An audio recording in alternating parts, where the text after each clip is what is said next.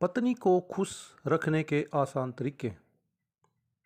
आमतौर पर पुरुष यह सोचते हैं कि महंगे गिफ्ट देकर पत्नी को खुश रखा जा सकता है, लेकिन यह एक मिथ की तरह है, क्योंकि किसी भी रिश्ते की सबसे अहम बात पैसा नहीं बल्कि इमोशनल होते हैं।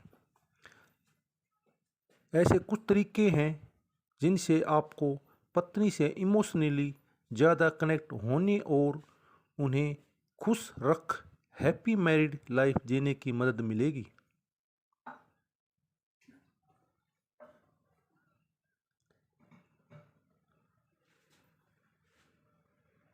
प्यार जताएं।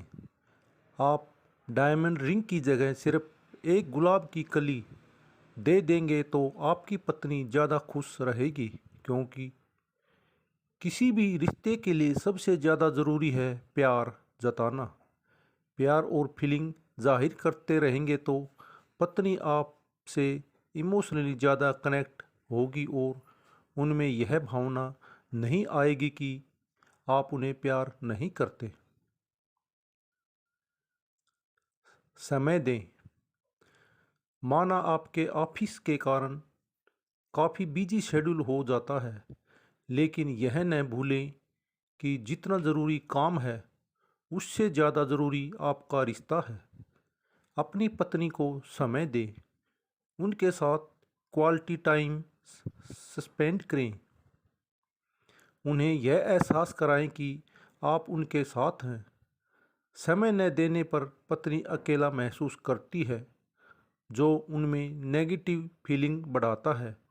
यह रिश्ते को भी नकारात्मक रूप से प्रभावित करता है।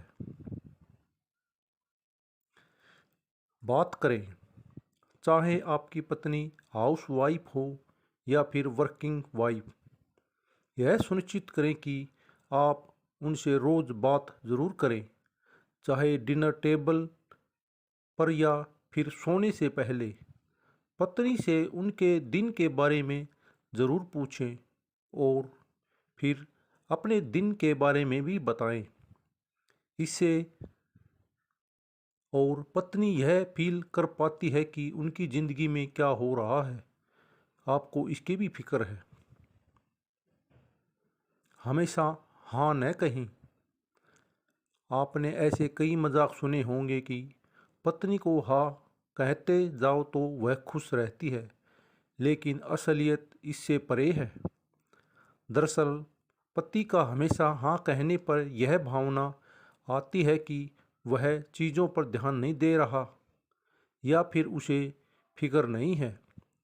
पत्नी की बात सुनने के बाद सिर्फ हाँ में जवाब न देते हुए उनसे उस टॉपिक पर थोड़ी देर बात करें और फिर अपने निर्णय पर पहुँचे कि आपको क्या कहना है। जिम्मेदारी शेयर करें। घर या बच्चे संभालने की जिम्मेदारी सिर्फ महिलाओं की नहीं होती है। ध्यान रखें कि घर और बच्चे दोनों आपके भी हैं, इसलिए उनके लिए जितनी जिम्मेदारी पत्नी की है उतनी ही जिम्मेदार आप भी हैं। सिर्फ पत्नी को अगर ये दोनों चीज़ें संभालनी पड़े तो वह स्ट्रेस के कारण चिड़चिड़ी भी हो सकती है, जो रिश्तों पर असर पड़ डालेगा।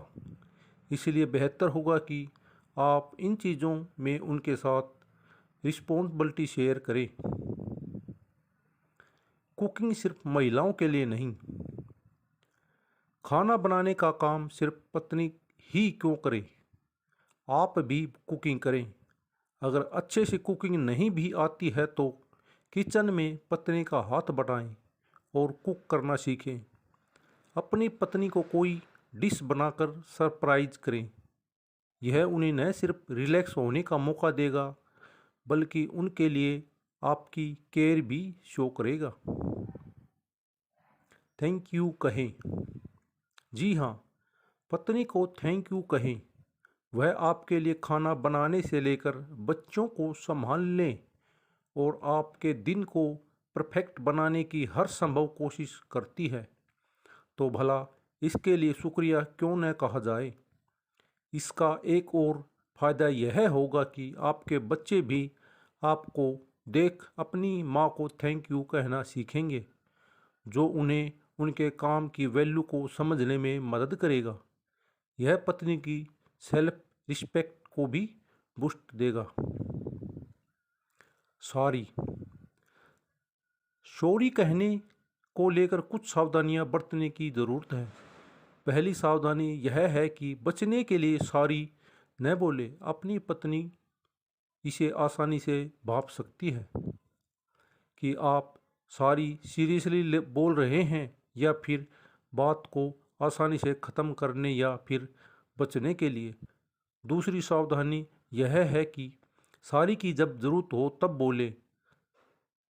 ज़रूर इसे ईगो से न जोड़ें, क्योंकि यह रिश्तों में खटास ला सकता है। पत्नी की सेल्फ रिस्पेक्ट का ध्यान रखें। कई बार देखा जाता है कि फैमिली या फ्रेंड्स गैदरिंग के दौरान कुछ लोग पत्नी से जुड़े जोक सुनाते हैं या फिर ऐसे मजाक करते हैं जो वाइफ की सेल्फ रिस्पेक्ट को ठेस पहुंचा सकते हैं। इसे इग्नोर करने की जगह बेहतर है कि आप उन्हें ऐसा करने से रोकें। अगर आप नहीं टोकेंगे तो संभव है कि वह व्यक्ति बार बार ऐसी हरकत करे जो पत्नी की भावनाओं को पूरी तरह ठेस पहुंचा दे, जो आसानी से झगड़े की वजह बन सकता है। उनकी हर बात को सुने। हर किसी आदमी की ख्वाहिश होती है कि उसकी जीवन साथी उनकी हर बात को सुने। बहुत से आदमियों की यह शिकायत होती है कि उनकी पत्नी उनकी बात को नहीं सुनती, जिससे उनका प्यार कम होने लगता है।